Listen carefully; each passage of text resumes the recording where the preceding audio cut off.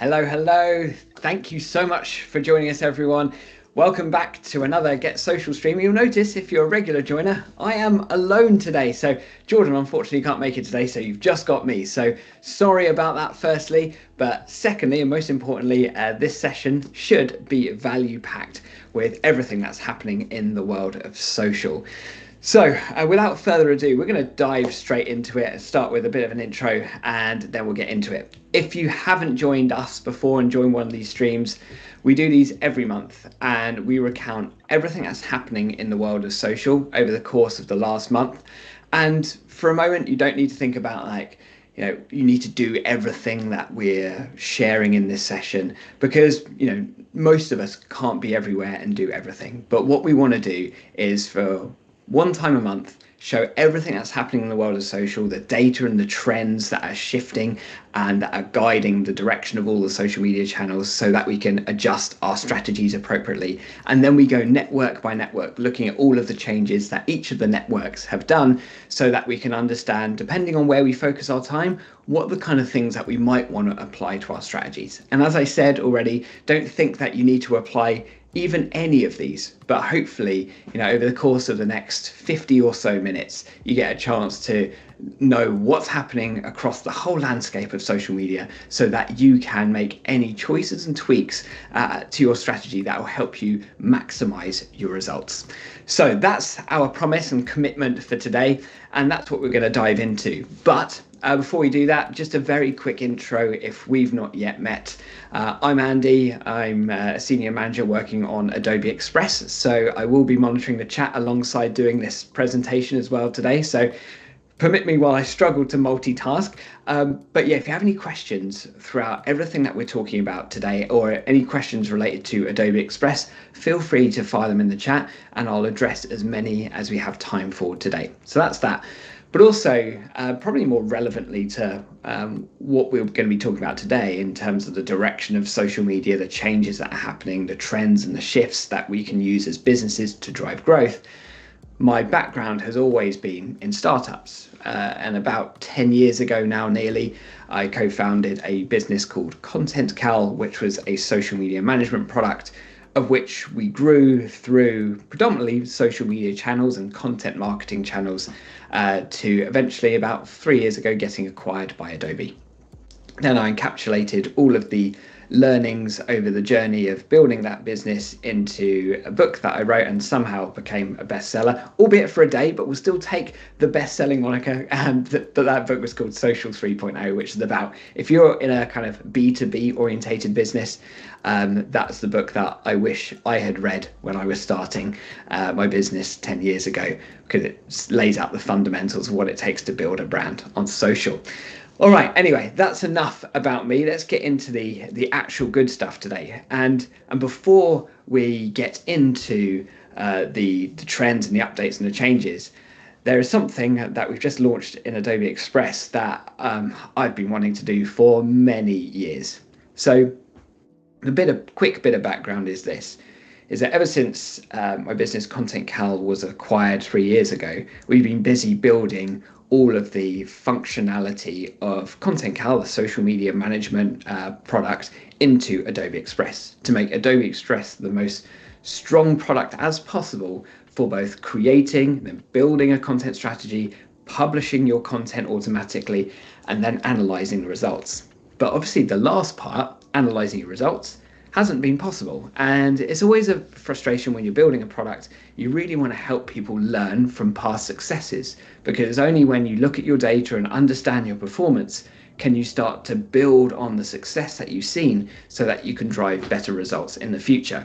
Obviously, this is all very obvious statements to everyone that's on this call. But now I'm very pleased to say that you can now analyze social media content performance and beyond, which I'm about to show you in Adobe Express. So I'm actually going to show you this live in a demo. So this is a bit of a bonus. So let me just jump into sharing my screen here. So in Adobe Express, if you're not initiated with Adobe Express already, so permit me for a bit of a 30-second segue. This is your all-in-one create anything app that is mostly free. That's a point I'm going to come back to in a second. So this allows you to create all manner of content, whether it's short form social video, whether it is, social media content, whether it is flyers, whether it's a presentation, whatever it is that you need to create to communicate and tell a story, regardless of what channel is your main focus. Adobe Express is a tool to do that. And of course, in Adobe Express, you have a whole manner of social media tools, of which clicking the social media tab up here gives you a way to get started with social media content. And we've also, if you caught our stream a couple of weeks ago, you'll notice that we also released a brand new feature called Clip Maker as well, which allows you to convert all of your short form videos into clips as well. So you can take any longer form video and turn it into a social first clip automatically. You'll actually create 10 clips automatically for any kind of long form video upload. So if you've got a talking head video, whether it's you doing a podcast recording or maybe a recording of a workshop or webinar you did, put it in Clipmaker and you'll get 10 social first clips out of it. So lots of content creation goodness here. Now in the left hand side panel, you'll have the schedule here, which gives you an opportunity to plan and organize your content. These blue lines here, you'll see these are like your social media ideas that we've added for you. It's up to you though, you might not find them useful, so you can just toggle them off. We also have the ability to show events so you don't miss a moment. So if I go back to last month, there's things like Earth Day, so we make sure that you have an opportunity to capture those trending moments and also give you templates and content to work from. Anyway, let's toggle those off for now. But as you go on and start building your content, you can, of course, create it directly in Adobe Express, but you can also plan your ideas for the content that you have upcoming here. As you can see me kind of dragging and dropping that one around. And you've also got a little kind of ideas library on the left-hand side. We call it unscheduled posts, but these are like, if you have some inspiration, like, oh, I could do a post about this or X or Y topic, put it on the left-hand side and just drag it into the calendar whenever you're ready. As you'll notice that these are drafts, so they won't go anywhere. Here you can connect it to multiple social channels and 3 Instagrams, 3 Facebooks, however many. We also have the ability to share calendars with members of the team. So all of that stuff relates to Adobe Express and the social media functionality. But what you'll also see now is a little analytics tab. Finally, I'm getting to the point that I promised I would. So here in analytics here, what we'll now see is that we have our ability to look at all of our analytics data directly in one place. Now this is provided through a business called Metrical, so it's through an add-on, but the add-on is directly integrated into Adobe Express. And the great news is here, just like with Adobe Content Scheduler features, you can get completely free analytics through like one Facebook, one Insta, one LinkedIn, etc. Just one kind of set of brand channels you can do entirely for free. So that is pretty magical. And from having built Content Cal over a number of years, we had to charge for a product like this because obviously we couldn't have survived as a business. But now being part of Adobe, we can offer all of this goodness for free, which is amazing actually, particularly if you operate as like a solopreneur or small business. Let me walk you through this real quick before we get back into the main topic of social media trends and updates. But here what we've got is a high level summary, so we can look at how our content has performed across multiple different channels, and we can see at a high level, like, are our followers growing across all of our channels? How are our impressions doing? And I love looking at these little spikes here so that we can see actually on specific days, did we do particularly well? As you can see, TikTok's been pretty flat, but there's a big spike at the beginning of April. I want to have a look into what I did then to drive that growth and be able to replicate that growth. We can look at volume of posts, how consistent have we been in overall numbers of posts as well. And here's where we can look at all of our kind of top performing posts. Here, very quickly, because we were looking at some spikes related to impressions, and here we can see, okay, well, these are the posts that performed really well, and we can just view them directly. So we can just quickly view that on TikTok. You don't need to see my face here, but it's a nice way of you being able to understand the content that's performed really well so that we can repurpose and reuse it.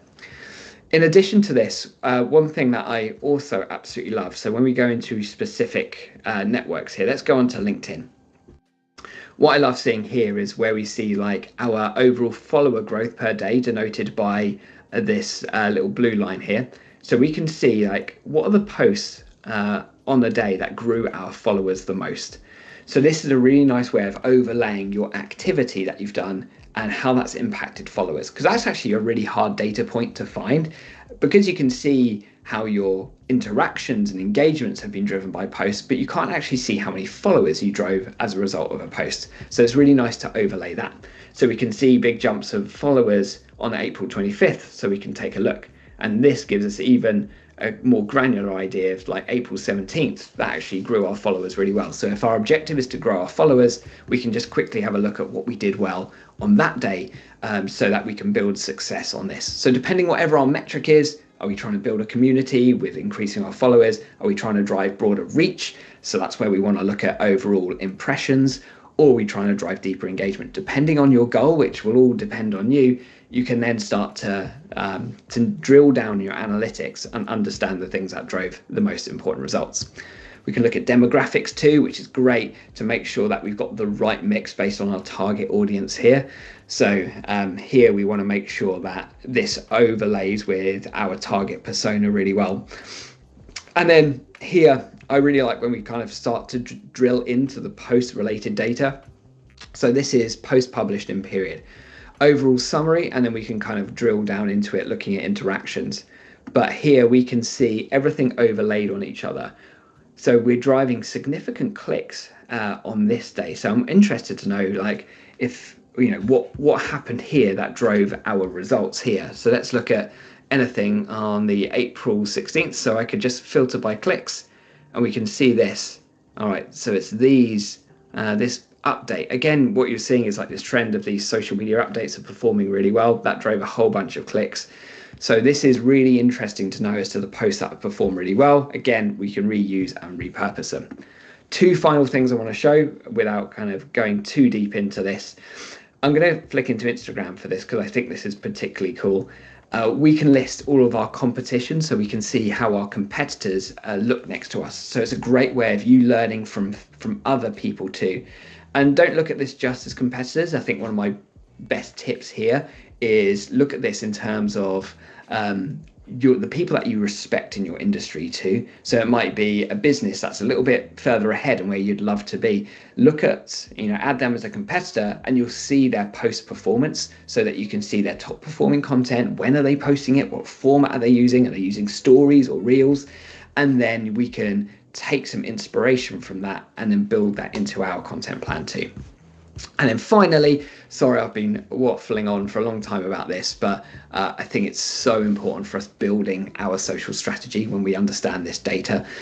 We can then automate a report too. So depending on what your objectives are, we can sort it by, impressions. If we're talking about like broader brand awareness, you can then focus all of your data based on that and then brand it up yourself to your own brand and colors. And then you can export a report that's beautifully presented in PDF or PowerPoint, whatever is your preferred format. So if you're working with clients, basically your month, or even, if you've got a boss that you're doing this for, basically monthly reporting, done. Automate that report to yourself to land in your inbox, and then reporting for social media is done. So that is absolutely delightful. It's one of people's favorite features. And the final best thing to share with you is that whether you've posted using Content Scheduler or Adobe Express at all or not at all, doesn't matter. It doesn't matter where you've posted from, or as long as you've connected your channels here, of which you can do so just in this top right here, go into connections and connect all of these. Once you're connected, it's going to pull in that data. It doesn't matter where you posted it from. So that's a wonderful way that you can have all of your data in one platform. And that way you haven't had to worry about, I've had to use a scheduling tool to analyze the data. You'll get it all. And you also, and I haven't mentioned this already, you'll get this data all across your organic social media channels. But also if you run any paid ads as well, you can combine it alongside your website and blog. So it really is like a single place where you can get a clear single picture of your digital content performance so that we can understand what's driving growth, so that we can continue to build better content in Adobe Express, schedule it out, build our content plan, and then get on with our lives and growing our business. Sorry for the long segue, but I think it's an important one. Cool. And as you can tell, rather excited that that is now in Adobe Express. Right then, let's go. Let's then go to what we actually came here for. Let's talk about social media changes. As always, we start with data and trends, and then we're going to go network by network. So let's hit data and trends. Number one, YouTube's reach into older audiences is growing. I think this is often an overlooked piece, and it obviously is hugely dependent on who you target as an organization. But from all of the media that we'll typically see, it's always like, oh, how best to target like Gen Z or Gen Alpha, etc. But now doing it like this, let me just close that tab a second. But thinking about it in this way, we can now think, okay, maybe my audience isn't actually a Gen Z, Gen Alpha or whatever. And actually we're targeting people that typically have the majority of the spending power in the economy, and that's the older audiences. And this is where YouTube is incredibly strong. Not only is the only platform that has such a balanced demographic, because if you look at TikTok, audiences skew a bit younger, same with Instagram, for example. Facebook, audience skews a bit older, but generally YouTube is an outlier in the sense that the audience balance is throughout all of the demographics, and viewership is growing substantially in the older demographic. So if that's your target audience, YouTube is very important for you. And one of the things that's driving this YouTube's growth is the fact it's dominating streaming TV consumption. Increasingly, YouTube's growth is coming from people sat on their couches in their front rooms and watching YouTube on a connected TV. And when I last looked at this data 3 months ago, YouTube's share was about 9%, so much closer to Netflix. It's continually eating into Netflix's market share. Increasingly, people are not watching YouTube for like just snackable episodic content. They're consuming it over the course of an evening. And I think what that means for us as brands, it means that YouTube's becoming more significant for us. And I speak about this a lot, but like YouTube is often like a sleeping giant for most brands, and we're not considering it enough. What other platform gives us such a range of demographics that we can target, gives us such a range of device types, because people are both consuming YouTube Shorts on their mobile device, consuming short form content on their desktop PCs, and consuming longer content like podcasts, for example, in their lounges, front rooms, in their home, basically on TVs. And the growth of podcasts, YouTube is also the number one place where people consume podcasts too. So again, it just goes to show that we need to think about whether it's podcasting or whether it's doing longer form interviews, whatever it might be. How can we leverage YouTube to drive growth for our business? I think there's a lot of opportunity here. Flipping gears a little bit, nano influencers, the fastest growing influencer category. Influencer marketing is not new, but influencer marketing is shifting. The interesting thing that's happening here is that we're going away from celebrity endorsement. Well, going away actually is not quite accurate. That still exists, but actually what we're seeing is more money shifting into the lower class of influencers, but I don't think I mean it in that way. But we're seeing it going into other influencer categories, micro, nano influencers. And the reason for this is all based around genuine advocacy, because that's what we want in businesses. I think we're now getting to a point of consumer maturity where consumers can see through an endorsement from a big name celebrity for, whatever the product is. Whereas actually those micro or nano influencers, those between 5,000 to 20,000 followers, is where a lot of the opportunity is for brands. They have closer knit communities, they have great engagement rates, and they're typically here when you're working with a micro or nano influencer. You're not just buying their name. Really, you're trying to build trust and grow genuine advocacy, because the best influencer activations here is when you work with people that already know and like your product here, or your product supports the mission of whatever that creator is driving towards. So I think this opens up the opportunity for influencer marketing for smaller businesses, and that's what excites me. Of course, the challenge still exists, however, where working across so many micro and nano influencers can be challenging to manage. But what I'm going to show later on is the platform's already considering this. So there's some updates that are going to help us unlock some of this. Right, let's shift onto platform engagement rates into 2025. I'm always studying data related to this because we want to understand what platforms are driving engagement and continuing like the trend that we would have spoken about if you did tune in a couple of weeks ago or a month ago. LinkedIn is continuing to have a moment. LinkedIn growth is up across the board. Engagement rates are up, views are up, clicks are up. LinkedIn is performing incredibly well. There's a lot of organic opportunity on LinkedIn right now, still leading from an engagement rate perspective. Engagement seems fairly normalized across most of the platforms. It's dropped a lot on X. The interesting thing here that I would love to know more about, I'm still looking into this, is why Instagram ranks so low. There's some other Instagram data coming on. So yeah, I don't exactly know why there's such a gap for Insta. But yeah, if I find out more, I'll report it back in the next couple of weeks. Now, this data point is something I pay a lot of attention to, overall time spent. And if you've joined these sessions before, I say the same thing all the time. So sorry if I get a little bit boring, but it's an important one. That this data means a lot because when people spend more time on the platform, they consume more content. So what you'll see is a strong correlation between the platforms that are growing in time spent. As you can see, they're pretty much all growing, other than X, they're all growing, and YouTube and TikTok continuing to dominate for time spent. But then you'll also see that correlated in terms of engagement rates. You'll see typically stronger engagement rates on platforms that have higher retention. And again, that high retention from TikTok and YouTube, all driven from video content. That is the main reason that YouTube continues to push shorts so heavily, and YouTube Shorts is delivering like really strong growth right now. So even if you start a YouTube account and have 0 followers, YouTube Shorts is a much easier way to get started and grow views and reach.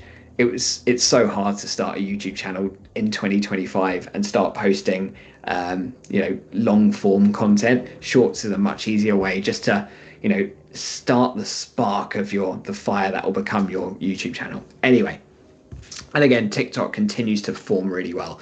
So these are the platforms typically that have the strongest engagement because they're keeping people on the platform for longest. I mentioned that LinkedIn was having a moment right now, and some of this data from Metrical is incredibly strong and very, very encouraging. You'll notice that there's a huge amount of clicks, a large growth in clicks that's happening on LinkedIn right now, including the number of average interactions and engagement. And what that says to me is that we're seeing an incredible opportunity emerge on LinkedIn as it relates to organic content. And particularly interesting is that this data relates not to personal LinkedIn profiles, it relates to LinkedIn pages. And my advice for the last few years has always been, if you're a business, forget LinkedIn pages because they don't do anything. Focus on your personal profile. So whilst my general advice still remains the same, because your personal profile is a better way to grow in the short term, this has started to reorientate my thinking around LinkedIn pages. It looks like LinkedIn are starting to focus more on the growth of pages. So I think there could be more opportunity. So it could be an interesting thing to experiment with. If LinkedIn is your thing, company pages might actually be yielding more growth than they have been before. Similar to this, actually what we're seeing, if anyone here runs a large LinkedIn company page, you're going to see a lot of growth has happened over the last year. And even in small accounts, even though this chart doesn't really show the substantial growth here, it's up 22%. So impressions on LinkedIn pages are growing, as are engagement rates. Again, like across the board, things are looking incredibly strong, again related to company pages. And if you look at kind of year-on-year change, what we're going to notice here is that a significant growth of clicks more than anything on LinkedIn company pages. And whilst, it might be tempting to think, oh, right, clicks must relate to link clicks. No, this is clicks overall. So this might be clicks on like a see more. If you remember, whenever you see a post on LinkedIn, I forget how many it is, but it's like the first 160 characters are shown, and then you have a little see more CTA, which unfurls the rest of the post. So that counts as a click. A click also counts as those LinkedIn like carousels. So when you're clicking to see next slide, that also counts as a click. So there's a few things going on here, but ultimately what that's telling me is that LinkedIn are pushing company pages more. People are more inclined to interact with those company pages too. So I think there's a lot of opportunity here for brands. And of course, I think it's probably, well, it would be no surprise to anyone, is that LinkedIn video growth. I won't go for all the data here, because basically it's up across the board, whether it's watch time, whether it's engagements, whether it's impressions. All of that is performing incredibly well. And you'll actually also see that reflected in real life when I was just showing some of the analytics from my own accounts when I was demoing Adobe Analytics in Adobe Express 10 minutes ago. You'll notice that all of the top performing stuff from impressions was all short form video on LinkedIn. So you'll notice that this is actually playing out in real life too. It's not just data for data's sake. Now, this data, feel free to screenshot some of this. I'll also be sharing a link in a moment as to how you can get that at the end, how you can get these slides too. But this data is super useful if you do want to either evolve your LinkedIn presence or start from scratch, whatever it is. This is really useful because these little numbers in blue tell us where we're seeing the strongest results depending on post format. And this is the thing that often makes social media kind of complex, because we've got all these different platforms we could be on, and of course we can't be across them all. But then not only do we have platforms, we also got varying formats, and formats drive different results. So depending on what your overarching goal is, the formats that you should focus on might well differ. So for example, like multi-image posts, they seem to generate the most amount of likes. Carousel documents, like we were talking about, so these are the PDF uploads. You could create them in Adobe Express really well, by the way. And you're kind of clicking through. You know how I said the click data was really strong? So they perform really well from a click perspective. Also do well from shares as well, because that's really inherently shareable. But shares are actually interestingly down. It's one of the only metrics that are down across LinkedIn. I'm less concerned about that, to be honest, when overall like clicks and impressions and interactions are up. So again, like carousels, what this is telling me here is that carousels are performing well across a number of different benchmarks. So we've always known them to be strong, and it looks like this as a format continues to be strong. Just FYI, if anyone does have any questions, I'm going to take a break and have a look at some of the questions in a second. Obviously, I can't multitask at the same time. But the thing that really stood out for me as well, and this is something I still need to experiment with, is that polls, so it's called surveys here, but what they mean is polls. Polls on LinkedIn had a moment maybe 2 years ago, people were using very spammy reasons, but now they seem to be making a bit of a comeback. So of course, like impressions here is incredibly strong. So if you're looking at experimenting with something, try a poll or a survey on LinkedIn. And you'll see that whenever you're creating a post there, you'll see it as one of the options, and see if that has any impact to your impressions. Definitely something worth experimenting with. And that's really that's the name of the game here as far as social media is concerned. It's always experimentation, trying new things. There's never a one right answer. So hopefully some of this guidance will kind of give you a spark of inspiration to try something else. If you're feeling a bit stuck, hopefully this will give you some thoughts and some suggestions. All right, let's have a quick look at chat. Cool. Nice. Damien, good to see you here as well. So I'm just checking the chat here. Is Metrical free? Metrical was the social media analytics piece in Adobe Express that we were just talking about. It is free for one set of social channels. So like one Instagram, one Facebook, one LinkedIn, one TikTok, yada, yada, you get the idea. But as soon as you start wanting to layer on multiples, and it's the same case for Adobe Express pricing. So if you still want to have multiple LinkedIns, let's say you're looking after clients, for example, then that's liable for some charging. That's premium, just like Adobe Express. Jeffrey, is Blue Sky supported yet? From an analytics perspective, yes, but not from not the rest of Adobe Express. We're still working on this and considering it at the moment. So yeah, not yet, but stay tuned.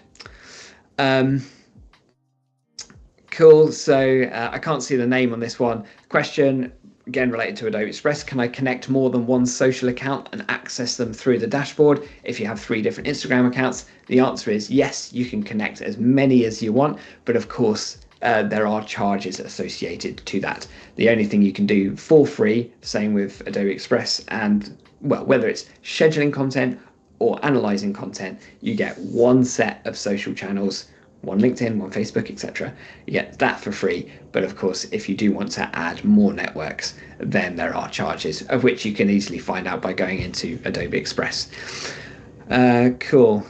Let's have a look at this question from Casmin. For LinkedIn, a focus on company pages plus key company personnel can probably be effective to amplify and participate in authentic, relevant conversations and topics, while also enhancing corporate reputation and credibility.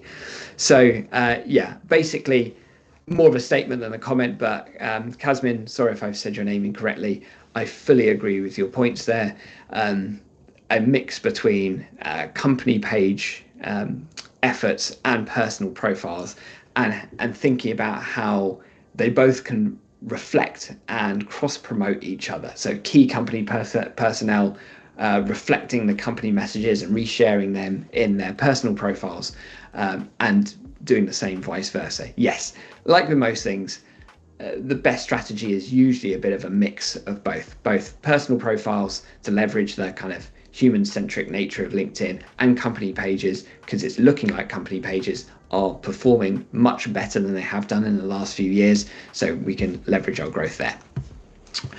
Cool, good questions. Thank you, everyone. Let's get back to new features. Let's do a quick time check of where we're at, and let's go into it. All right, cool. We're doing well for time. Let's hit these new features. Any other questions you have, ping them in the chat, and yeah, we'll go for it. So yeah, I mentioned earlier about the importance of micro nano influencers, how they're the fastest growing influencer segment, but some of the social media networks are making finding these people easier than ever. So this is where Meta has come in with their partnership ad hub, making it easy for you to find people to work with. Look at some of these recommended options. They're applying a bit more AI to this to help us find partners. Because, you know, I did this a lot from the days of building my own business. Finding partners is tough, but when you find really good ones, they're worth their weight in gold. And, you know, honestly, even though the data suggests it, from my own anecdotal evidence, I couldn't have built the business that I built into growing as fast as it was without collaborating with others. That was utterly essential. And generally, my thesis on social media is always like, think beyond your feed. And often in the world of social, we over-fixate on the things we're posting to our own feed, whether it's our personal or company page or whatever, and we under-fixate on what others are saying about us. So the more people we can work with, the more kind of ecosystems and spheres of influence we can penetrate to get our message seen by more people.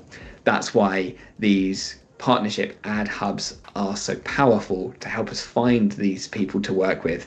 No, it's still not a super easy thing. We still got to message them. We still got to figure out, you know, how we can work together. So I'd be lying if I told you it's going to make life super easy straight away. But I think this is such an important part of how we build an audience.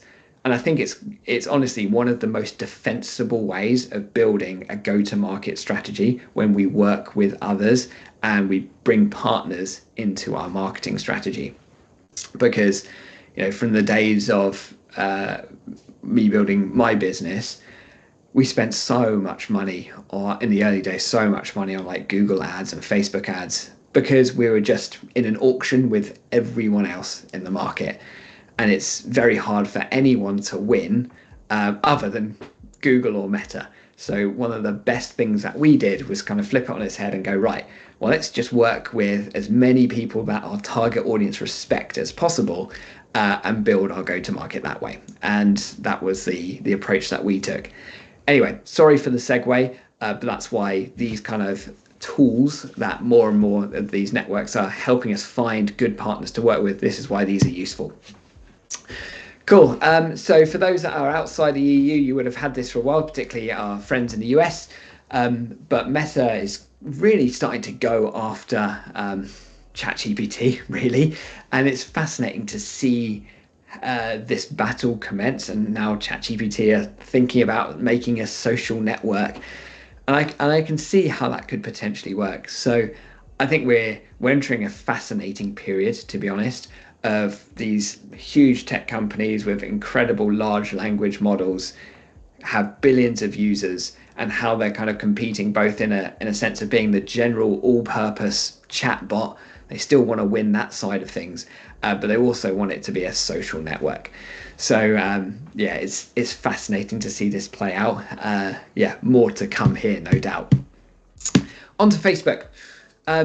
You now can view friend-only content on Facebook. So this is like OG Facebook. So some people might go, huh, at last, thank goodness, we can now go back to what we've always wanted, where we can just see our friends. Now, I don't think this will work very well, if I'm honest. I'd love to think it would, but it won't. In the same way that Instagram, we've always been wanting Instagram to go back to the chronological feed so we can follow our friends, etc. And I understand the logic of that, but the reality is that the vast majority of people that use social media networks don't think like that. They just want to be served and consume content. The thing that makes me think like this is that I forget the stat that that TikTok shared, but TikTok have a friends tab. And the stat is something crazy, like only 1.2% of people ever use that tab, because the most engaging part about TikTok and social media network in general, as Instagram has worked out with Reels, is to show more recommended content, not content from people's friends. Because in Meta's view, and clearly it plays out, that sharing more recommended content keeps people spending longer on the platform, which we saw about the time spent on platform. So clearly recommended content wins overall. But that being said, sorry for the slight sideways narrative here, this still gives us an opportunity though to control what we want to see, because some people, the 1% of people still want to just be able to say that I only want to see things from set people. So that is coming back to Facebook. Facebook are leaning a lot more into creator monetization, and this is all amidst the TikTok pending US ban, which I think is going to get pushed again. That's what it looks like at the moment. But clearly, Facebook, Instagram are preparing for more creators to come over to the platform to have more stability. Because, of course, it's very hard to build a business as a creator when your core platform is unstable. You have no idea where it's going. But either way, that's going to be more creators. That's going to be more value to the creator ecosystem. That also speaks to the whole conversation that we've just been having about like the importance of partners and collaborating with others as part of your go-to-market strategy. So this is just going to build on that. They're doing a lot also, and I think this is a great thing. They're combating spam posts and comments. So Meta are trying to clamp down on a lot of that. Of course, we've seen an explosion of this kind of nonsense with AI too. So good to see Facebook are trying to combat some of that. Onto Insta, do a quick time check. Again, creator marketplace on Insta has seen some improvements.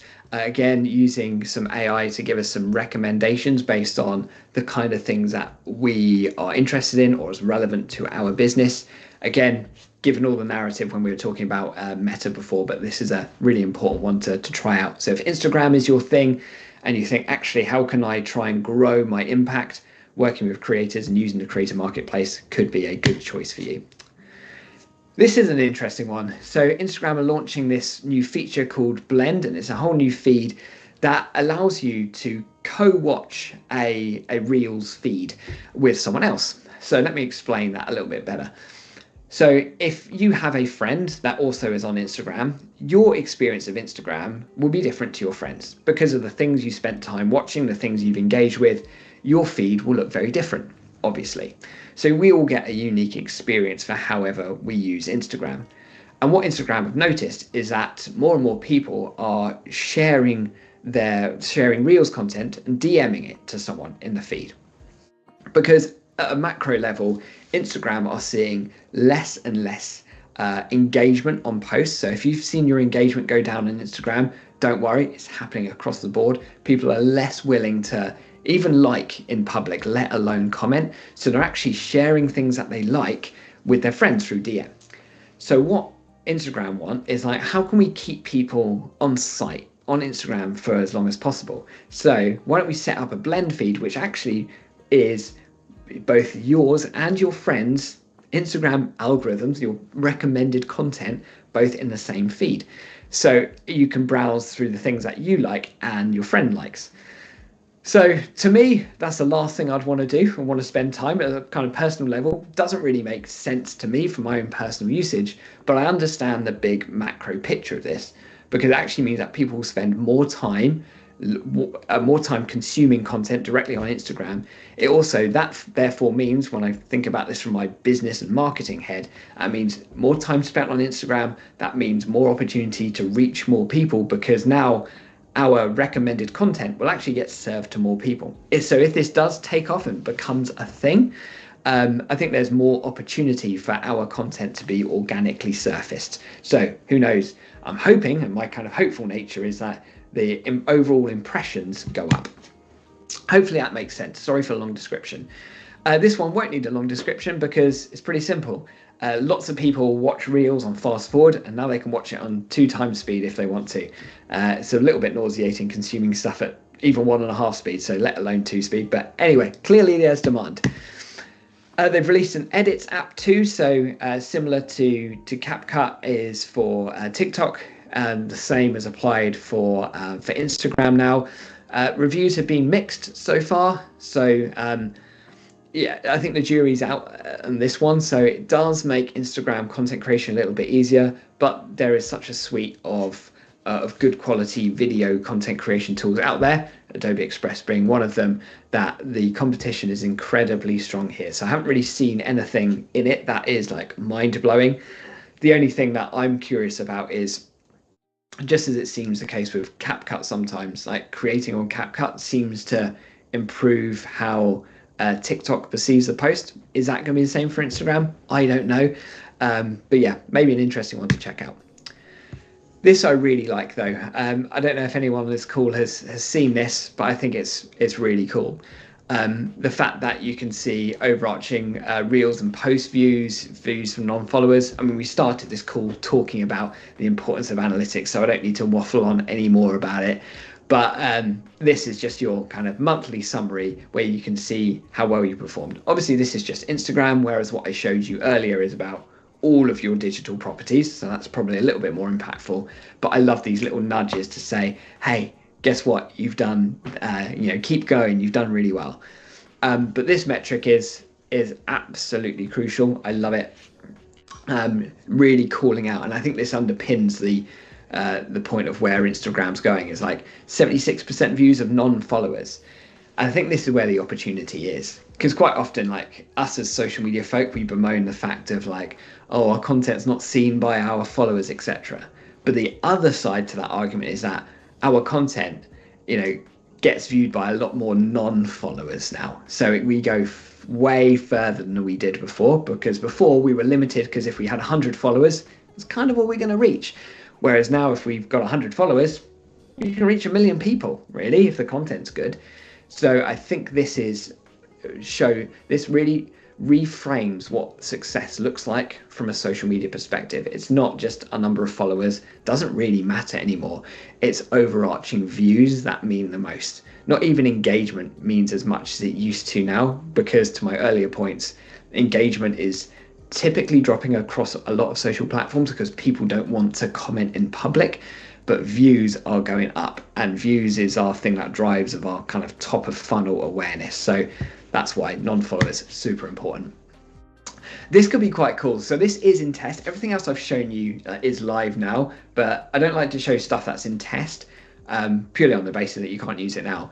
But I think this is quite a cool thing that is coming, which is the ability to unlock a post. And I think we could think, and we've got a lot of creative professionals on this call right now, so you can probably think of some really interesting ways, more interesting ways than I can conceive right now, of like how you can like sneak or tease something and give people like a secret code, I think, to unlock the rest of a post. I think that could be quite cool. It's quite a creative way of driving that level of interaction, that teasing nature.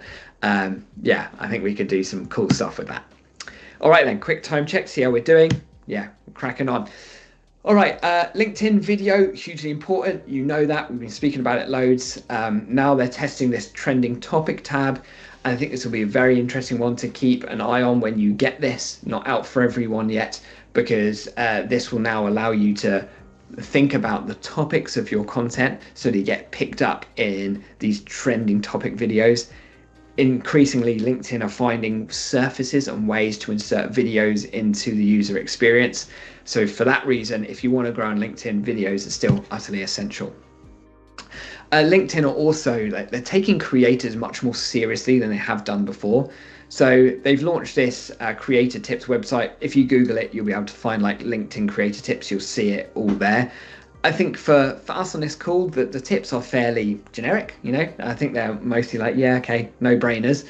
But I think broadly, as LinkedIn are starting to really help more people get active on this product, get more creators on the platform. So I think there's a lot of good opportunity in that. This I absolutely love. Now, premium company pages is well, it's a premium feature. It's $99 a month. So for some, it's probably, you know, cost prohibitive. But if LinkedIn is your thing, I think this is actually a bargain. The reason I think that is because you can invite all of the followers of your rivals' company pages to invite them to follow you. So, and I have just appreciated some of the irony in what I've just been saying, because I've just been talking about how followers are not actually as important as they used to be. That's generally the case for like Instagram, TikTok, etc. Not entirely the case for LinkedIn. So followers still matter. So this is basically a way of like you finding a way to get your brand in front of the customers of your competition. I think this is delightful for someone that like has always operated in a competitive marketplace where you've got lots of competition. I would have been doing this all day long had it been out a few years ago. All right. TikTok, we can add alt text to TikTok photo posts, great for accessibility. I don't need to explain that one, very important. Onto Threads. Threads growth has really been driven by the profile and the topic tags. So these topic tags are kind of like how hashtags were born out of on Twitter, as it was called then. But of course, hashtags turned into this kind of horrible spammy mess where we were putting so many hashtags in these posts, which is utter nonsense. Whereas Threads have now kept it a lot more simple. You can only tag one topic per post, and now you can have these topics on your profile, which makes your profile more easy to get found by the right people. So I think that's a really important one to do. Threads just interestingly came out last week to say that they're now at 350 million monthly active users, so growing really well. Obviously way smaller than the other networks, but again, engagement is starting to look quite strong. So definitely something worthwhile experimenting with. Ads are also coming to Threads too. So if you want to dip your toe in Threads without creating an organic presence, you now have the ability, as of a couple of weeks ago, to now create ads in Threads. On over to YouTube, an important one about YouTube views. And whilst I get very excited about the opportunity on YouTube, as we started this conversation with, and the growth in YouTube Shorts, however, we should note that YouTube is far too generous in the way that it counts views. There's no minimum watch time, because usually about 3 seconds of watch time on the rest of networks to denote whether you had a view or not. Whereas YouTube, as long as it just gets shown, you know, for a split second, that's counted as a view. So just be mindful of that when you see, oh my word, my YouTube's had like, 100,000 views in a YouTube short, the view count can sometimes look rather inflated. Ideas for new YouTube content. So if you are on YouTube already, you've created content and you've seen something that's performed really well, you can press this little AI button, which will brainstorm you into new ideas. I think that's really cool, just to build out an ideation. And to be honest, this is like a real nice full circle moment from where we started the conversation, talking about data, learning and building on the foundations of your previous success to build your content strategy. Looks like YouTube are way ahead of me there, and making it easy for you to create new ideas from the stuff that's worked well. And also like repurposing, YouTube are doing a lot to repurpose videos to multiple platforms, because this is obviously a hugely important part of how we succeed on social now. Create one primary asset, maybe like a longer form interview, for example, chop that up into multiple different pieces of short form content. You could do that on Adobe Express's Clip Maker, by the way, but take that one asset, trim it up into 3 or 4 or 10 short form edits, and then repurpose it across multiple different platforms. And that multiple platform approach, we don't need to be everywhere, we don't need to be responding to comments on every platform, we don't need to be creating for each platform. But the delightful thing about all of these social networks orientating towards the 9:16 vertical short form first social video means that we can take the same content and take it to multiple platforms and understand what has performed well for us.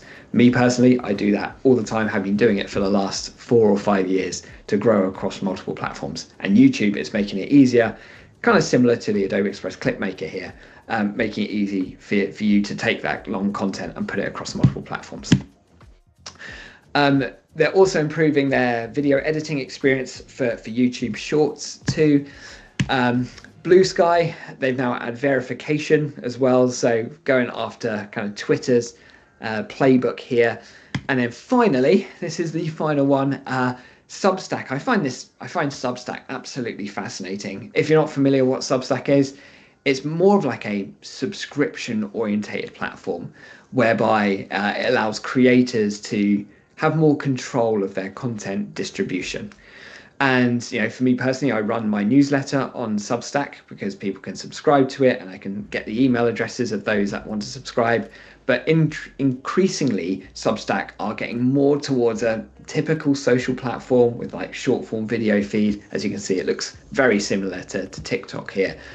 And I think as social media starts to bifurcate, you get one side of it that is like short form focused, entertainment led, doesn't matter about your followers, it's all about quality of content, views, overall impressions, right? Top of funnel stuff.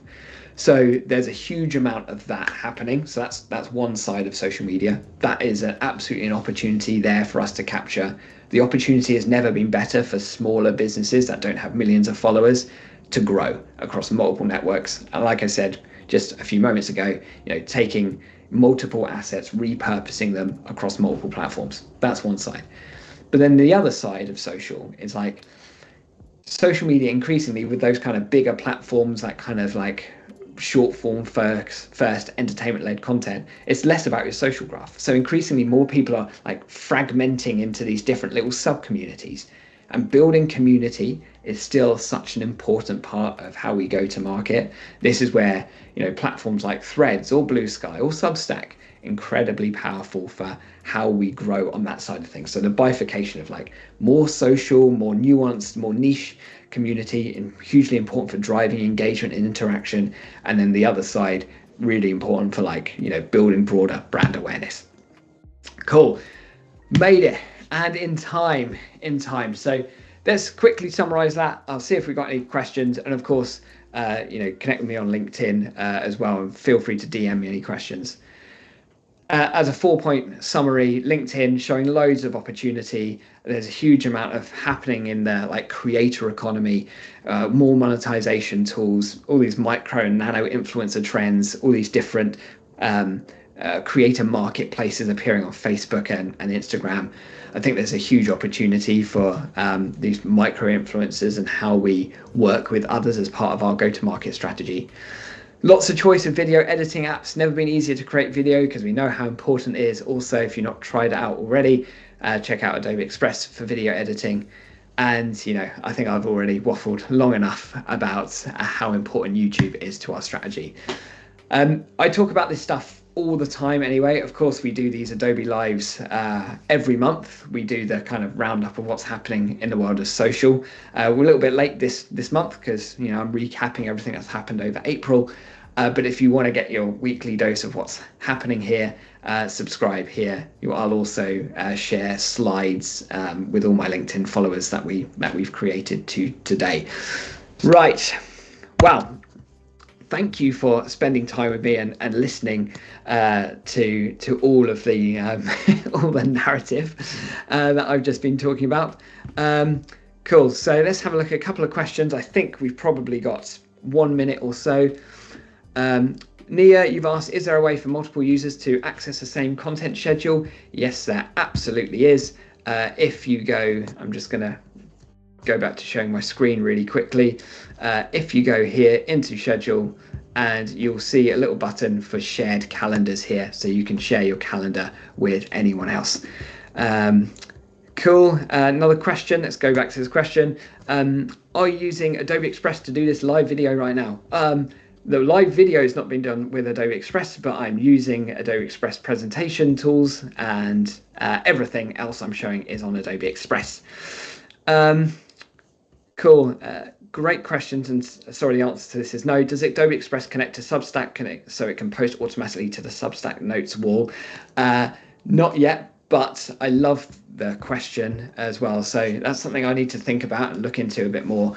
But I love the fact that you're asking about Substack notes. So there's clearly someone that's on the Substack game. Right then, I think before I get kicked out of here, we are probably at the top of time. Feel free to continue commenting on any questions in the chat, particularly on LinkedIn, or just DM me on LinkedIn. That's where I spend most of my time. Thank you so much for spending some time with us and taking some time out of your likely very busy day, morning, evening, wherever you are in the world, to spend it with us. Thank you again. We'll see you in a couple of weeks' time for the next Adobe Live. And otherwise, thank you, and I'll see you soon. Take care. Bye-bye.